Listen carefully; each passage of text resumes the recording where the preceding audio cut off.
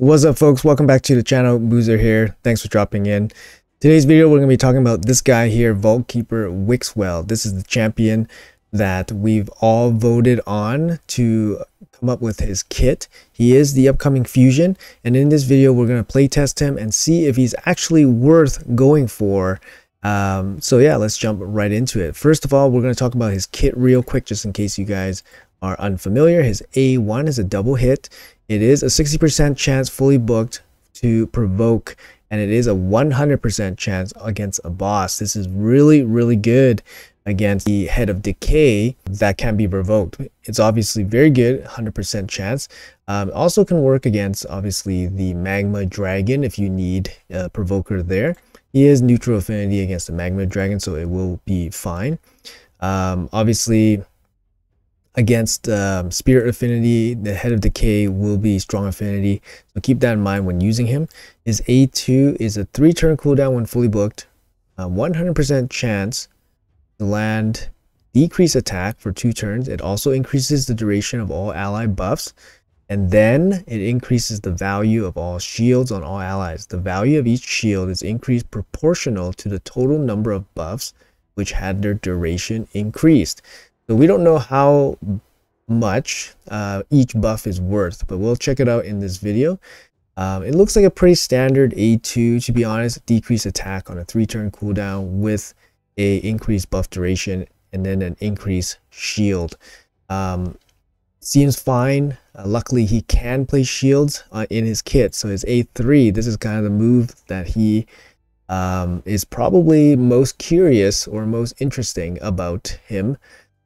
He has this Codex Intercept, 5-turn cooldown, 3 turns fully booked with 2 books. That's good to see. Places 2 Intercept stacks on a target ally. So Intercept is a new mechanic in the game. Basically, if you have a champion with Intercept, that champion can basically neglect a couple debuffs. So if you have 2 Intercept stacks, that means you have 2 debuffs that you can basically deflect or stop. And then it also has a 60% increased defense buff and a shield buff on all allies for 2 turns. The value of the shield is proportional to champion's defense. So similar to like Valkyrie can build her shields based on her defense. Increased defense, shield, and then Intercept on a 3-turn cooldown seems like a pretty good deal for a nice solid A3. His passive, at the start of each round, place a counterattack on this champion for 1 turn. That buff cannot be removed. At the end of this champion's turn, place a counterattack buff on them for 1 turn. So it's kind of a weird passive, to be honest, but obviously it helps with his A1. So if he gets hit, he'll have a chance to provoke. But honestly, this is kind of giving himself like an extra buff, maybe to make himself into a mischief tank. So if you build him up with resistance, the Head of Mischief will target him because he has 1 extra buff, the counterattack buff, and then if he has enough resistance, he can stop the Head of Mischief. But an interesting kit. He has defense in all battles. At least that kind of makes sense. It's an interesting kit overall. I think it's probably one of the better combinations that we could have voted on. I think the passive, I like the poison damage one, even though he has no poison in his kit. The passive that gave extra damage, similar to Bad L, where the enemy's under poison. That would have been interesting. Might have made him a little bit more useful, to be honest, in the super late game Hydra teams. A1 provoke, I mean, that's fine. Not the best for full auto teams, because single target, you kind of have to manual this a little bit. Good base stats overall, I think. Just under 20k HP, just under 1.5k defense. Above average speed and good resistance, so not a bad champion out of the box. Intercepts looks interesting. We're gonna have to test it out in this video.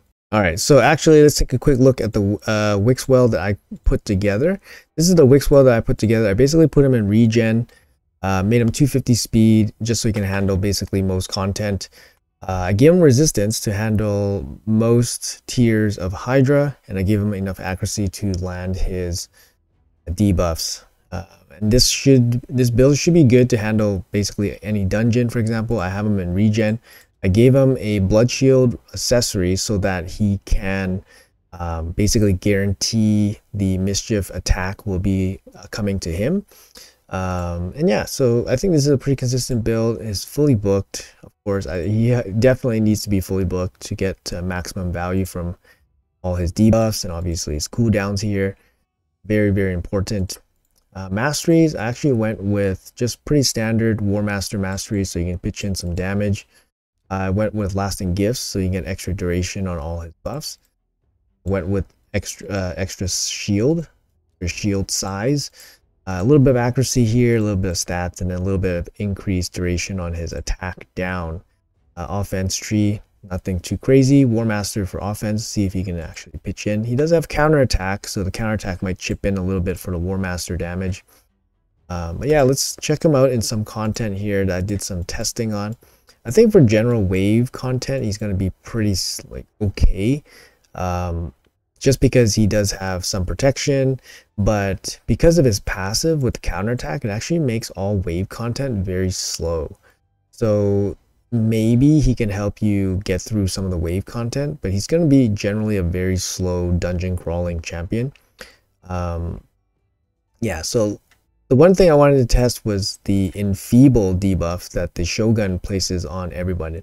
If the Intercept was able to stop the Enfeeable. So I wanted to test that first, so let's jump into that. So I have this team here just to basically stay alive long enough so that we can see it happen.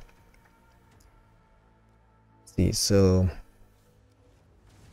this team's not meant to work, but it's just meant to show whether the Intercept can stop the Enfeeble debuff from the Shogun.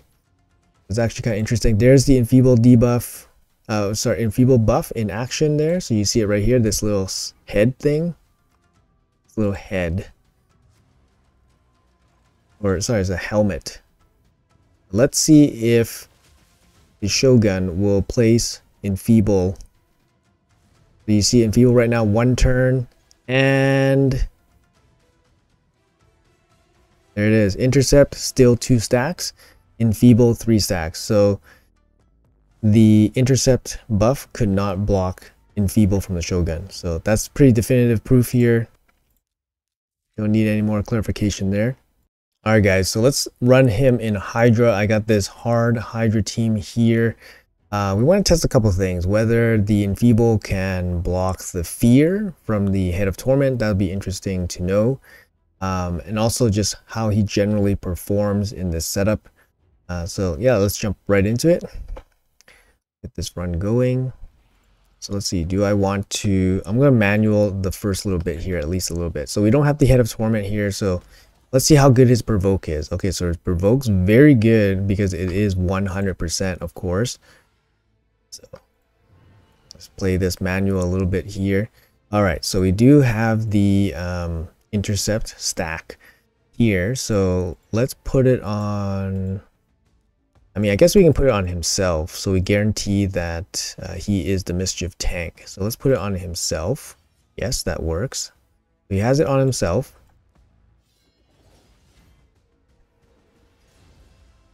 All right, we're gonna do a bunch of stuff, extending.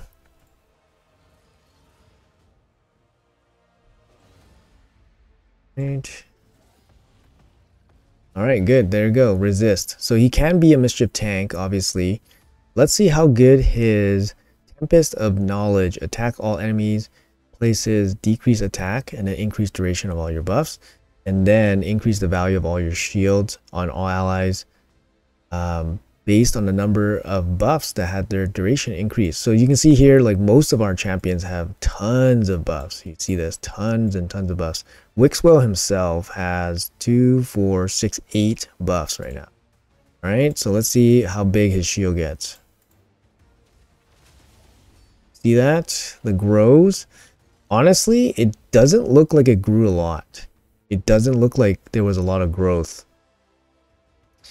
Obviously, you can't extend the Intercept buff because they're not really, there's not turns, they're stacks. All right, so it's something to keep in mind. You can't grow with Intercept, obviously.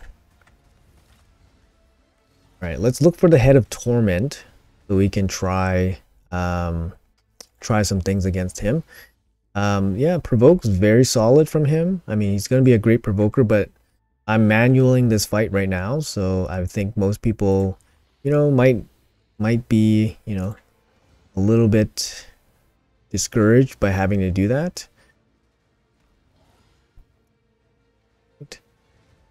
Try to kill some heads.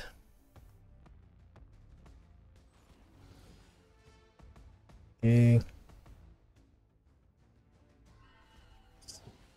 And actually this team's working out pretty good, but I mean, we have some pretty good champions here. Mishinaki. I never run Mishinaki so low. We're on a hard Hydra only. Alright, so we have the Intercept buff again. So who do we want to place the Intercept buff on? How about Owl? So Owl gets it. It's kind of nice that the stacks always stay there, and you know, you're not strapped for time. For example, you don't need to they don't run out because of how many turns you take. See, look, Owl just took a bunch of turns. She still has the 2 Intercept stacks on her, so that's pretty cool. I like that. See what else. So here's the grow again. We're gonna grow. Yeah, I kind of like it, like, you know, the shield and then the growing and then the buff extension is kind of nice. Like, you know, it's a good set of support stats, so definitely liking that.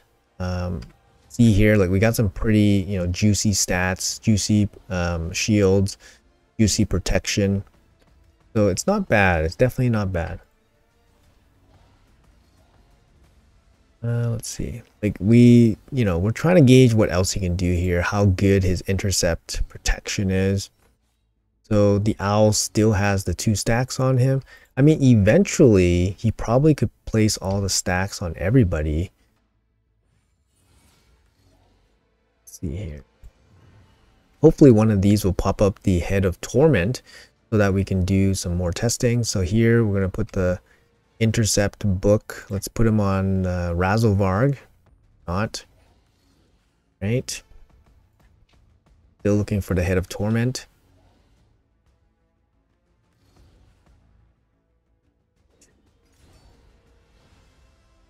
Alright, there we go. Head of Torment. Okay, let's try this out. Right now, the Owl's sitting on 2 stacks of Intercept. Let's see if the Intercept can protect her from the fear. 1, 2. Okay, you see that? Both Intercept stacks are gone, and then she has fear applied to her. That's kind of interesting. Okay. Alright, let's see what happens when Wixwell... Okay, did you see that? Razovarg used the A3, which is a single hit, and the Intercept stack went from 2 to 1. You see that right here? 2 to 1. So the Intercept stack did get used up to protect Razovarg from 1 fear. However, Gwendolyn, or whatever, Gwendolyn, I think her name is Gwendolyn, she used her A1 triple hit, so 3 hits, but it looked like the 2 stacks got used up, 1, 2 to protect against 2 fears, and then the last hit she got feared. So every hit counts as 1 fear. Okay, so right now Wixwell has 2 stacks Intercept, and then let's see what will happen when he uses his... Let's use the A2, the A1. A1 is a double hit. Okay, so if everything works out, he should use up both his Intercept stacks, but he should have no fear on him. 1, 2. There you go. Both Intercept stacks are gone. He did not get feared. Okay, that's an interesting interaction, I think. That makes him...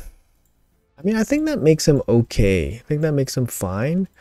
I'm not sure how game-breaking or important that level of detail is, but it seems fine.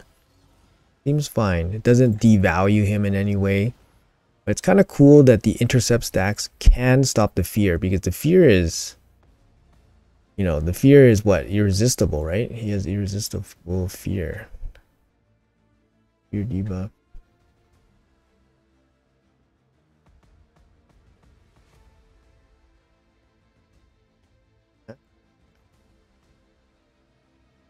Doesn't show, really? Doesn't show his fear? Threat escalation a little bit. Alright. Well, there we go. Let's see his overall damage here. I mean, it's not going to be much, of course. Oops. Sorry, that was a bit fast. But yeah, backing in and out just to see that screenshot, he was doing very little damage. All his damage came from his War Master. So he's not going to be a huge damage contributor to any team, but obviously he's a huge support just to keep everybody alive. So we're going to run the same team again, this time full auto, no intervention. Let's see how well Wixwell actually does. Right?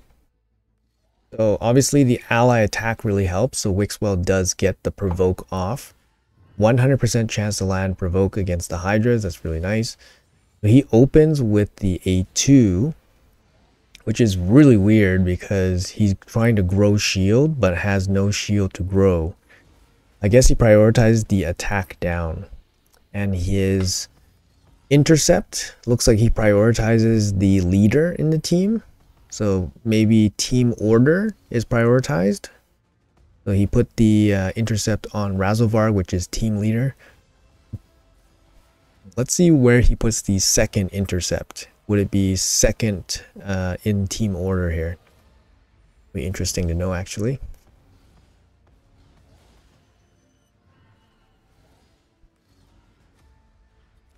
Let's see here. Okay. I mean, he's solid. He's solid. Is he that much better than somebody like Islin, for example? Islin brings allied protection. I think Islin is probably the closest because he has something similar. A1, double provoke. He has increased defense. Yes. Increased defense, and then he has like protection and healing as well. He has decreased speed instead of decreased attack. He's probably the closest comparable, to be honest. Okay, so he does sorry, he did place it on Gwendolyn. So he placed the intercept on Gwendolyn. So that means he's going in order here. So you see he goes leader first and then second. So he's probably going to place it like this. So if that makes sense for a full auto, then that's the way he's going to do it. That's good to know for him. Yeah, so Islin, Strategos Islin here. He used to be a past fusion as well. He has a very similar kit. He's a 50% chance on a double hit. It's not as good as Wixwell's 100% against bosses. And then he brings an AoE decrease speed with a chance to decrease the duration of buffs instead of increasing your own buffs on a 3-turn. And then his A3 protection is increased defense ally protection instead of increased defense shield. And then he places a counterattack on himself. He doesn't do any grow shields, so he can't really, grow team protection, but he brings ally protection, which is, arguably better than a shield, to be honest. And then he has his passive is actually it's like way more relevant than Wixwell's passive. This grants healing to your whole team, which is really, really good. And then he brings the accuracy in all battles instead of defense in all battles. Even his base stats are very similar to Wixwell. Like he brings 50 resistance. Wixwell doesn't have 10 accuracy. They have similar speed, just over 100. They have similar defense, about 1500, and similar HP, just under 20k. Honestly, Islin and Wixwell are basically the same champion. I think Wixwell's intercept ability is kind of more interesting, and I think he is a little bit better than Strategos Islin because of the intercept ability.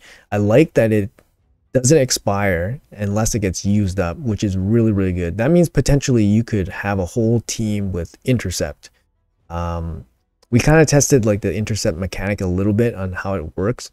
It seems to be pretty good overall, and I think it probably gives Wixwell a little bit of an edge over Islin, but I think him and Islin are very, very similar in terms of strength. I mean, all I know is that when Strategos Islin was introduced, tested, people were not lining up in droves to finish him and get him as a fusion. So I don't see why people would go crazy for Keeper Wixmell. Yes, he has some hype because the community kind of put him together. But honestly, his kit is good, but it's not insane and it's not something that you absolutely need. Even for a new player, I don't know if this is going to be the first fusion for you, because yes, Wixwell can help in Hydra. Yes, he can help in general wave content as a support champion, but he's not really going to carry you significantly hard through content, I think. Provoke is generally not super used. I mean, a single target provoke, at least, not generally used that much, especially against waves. Decreased defense, a decreased attack is solid. And then of course the increased defense and the shield is solid. Intercept is solid. It is solid, but it is on a single target only. And his passive is going to slow down any kind of dungeon crawling for you guys. So in general, I don't see this guy being absolutely insane. I see him being good. I see him being mostly a vault guardian for most late game players. And like I said, if you guys aren't using Strategos Island, you guys are probably not going to use Keeper Wixmell.